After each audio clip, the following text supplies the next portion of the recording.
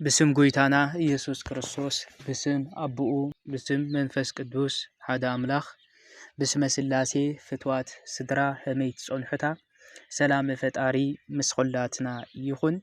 لما عنتي حيزلهم زمس أخو زعبا جيتا زتقبلت نيم جمرتا سبيتي لبل كخوني مالتي المصحف قدوس هم نفلطو جيتا تقبلوا يبل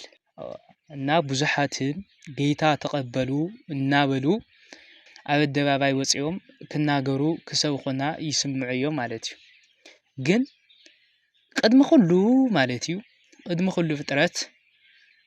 ለመጀመርያ ግዜ ጌታ ዝተቀበለት ሰበይቲ መን እያ ልብል ክንሪኦ ኢና ማለት እዩ እዚ ቻናል እዚ እብቀት ትሽሙትሉ ስንቅ ሰማይ ስንቅ ነፍሲ ተግኒሉ ቻናል ስለልኾነ ሰብስክራይብ ለገበርኩም ኣሕዋት ሰብስክራይብ ናገርኩም ክትሰምዕዎ ይላው ሼር ላይክ መልዎ ናብ ካሊእ ክበጽሕ ናብ ዓልኩም ሃዋርያነት ድርሻኹም ንምውጻእ ሼር ምባል ላይክ ምባል ኣይትረስዑ ክሰርሐልኩም ትደልዩ ሕቶ ትደልይዎ ነገር ምሕታት ይካሊ ኮሜንት ጽሕፉ ትኸሊኹም ኣስተያየት ክትገልጹ ትኸሊኹም ማለት እዩ እና በመጀመርታ ጊዜ ጌታ ተቀበለቶ ሰበይቲ መን ያ እንተልና ኩለና ሃም ንፈልጣ ኣብ መጽሐፍ ቅዱስ ሃም ተመዝገበት ኣብ መጽሐፍ ቅዱስ ሃም ሰፈረት ዛንውሳ እዛ ሰበይቲ ሳምን ያተልና ኣዲና ቅድስተ ቅዱሳን ንጽህተ ንጹሃን እማ ኣምላክ ወላዲተ ኣምላክ ድንግል ማርያም እያ ማለት እዩ ድንግል ማርያም ክብረ ይግባይ ኣይተማልዲ ክብሉ ብዙሓት ብድፍረት ማለት እዩ ስማ ከቃልልዎ ይረአዩዮም ይስምዑዮም ማለት እዩ ግን እስቲ ዝጌታ ተቀበሉ ወለውሲ በመጀመርታስ መን ይተቀበሉ ወይልናስቲ ንሕተት መጽሐፍ ቅዱስ እስቲ ንሕተቶ በመጀመርታ ጊዜ መን እዩ ጌታ ተቀበልዎ ጌታ ተቀበሉሉ ሰባት በሐቂ መን እዩ በመጀመርያ ጌታ ተቀበልዎ እስቲ ልብል ሕቶ ይሕተቱ እስቲ ንሓቶም ነኦም መን ይመስሎም ይፈልጥዎ ደይኾኑ ወይስ ሓንቲ ጥቅስ በመሓዝ ወይስ ክልተ ጥቅስ በመሓዝ ወይስ ብስምዒታዊ ኃይል ተላዒሎም ቀናእተኛታት መሲሎም ብሰይጣን ኃይሊ እዮም ልሰብክዎ ኣለዉ ጌታ ተቀበሉሉ በመጀመርያ ጊዜ ድንግል ማርያም ያ ጌታ ተቀቢላቶ ክንብል ተለና ድንግል ማርያም ጌታ ምቅባል همزنحنا አሚና የኾነቲን ጌታ ተቀቢላቱ እንታይ ማቴልና በመጀመርያ ጊዜ ናማህፀና እንሳ አማህፀና ያ ተቀቢላቱ አማህፀና ሕዲራቶ ጌታ ተቀቢላቱ ክንብል ተለና አማህፀና ያ ተሸኪማቶ 9 ወርሒ 5 መዓልቲ همز ይልባል ማለት እዩ همزና ተፈጥሮ ሕጊ ማለት እዩ ንጌታ እግዚአብሔር ንጌታ ኢየሱስ ጌታ ክርስቶስ ለመጀመርያ ጊዜ አማህፀና ተቀበለቶ አማህፀና ተሸከመቶ ድንግል ማርያም ያ እስቲ ስለንሳስቲ ሓደ ክልተስቲ ንበል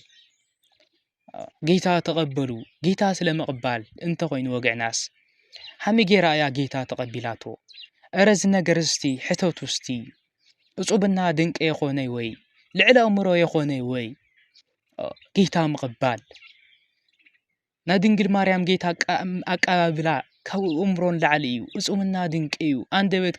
ክናገሮ አይኽእሊ አንደበት ክትርጉሞ አይኽእሊ ዝነገር እዚ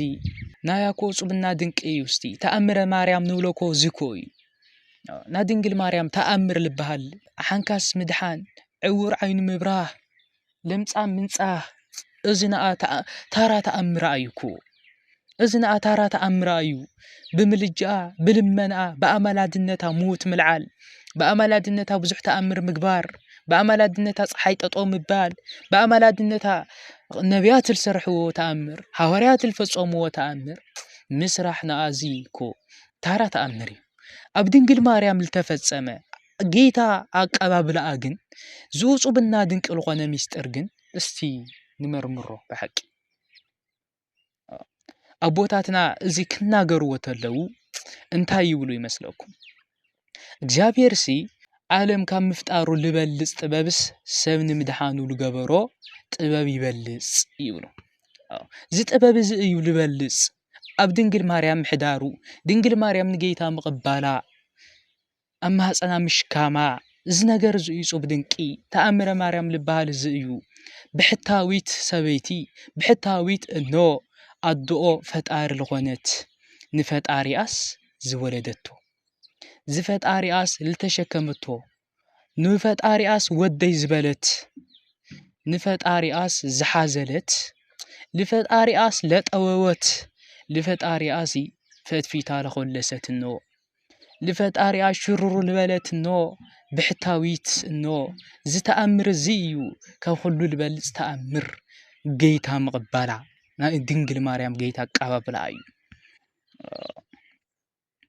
ድንግል ማርያም ለይብሉ ጌታ ኣበይ ከ ይኾን ካበይ መጽሓፍ ቅዱስ ከተገንዩ ይኾን ንምንታይ እዩ ቅዱስ ሐዋርያት ኣብ ግብረ ሐዋርያት ኣብ ሐዋርያት ስራሕ ጌታ ተቐበሉ ልብለው ሐዋርያት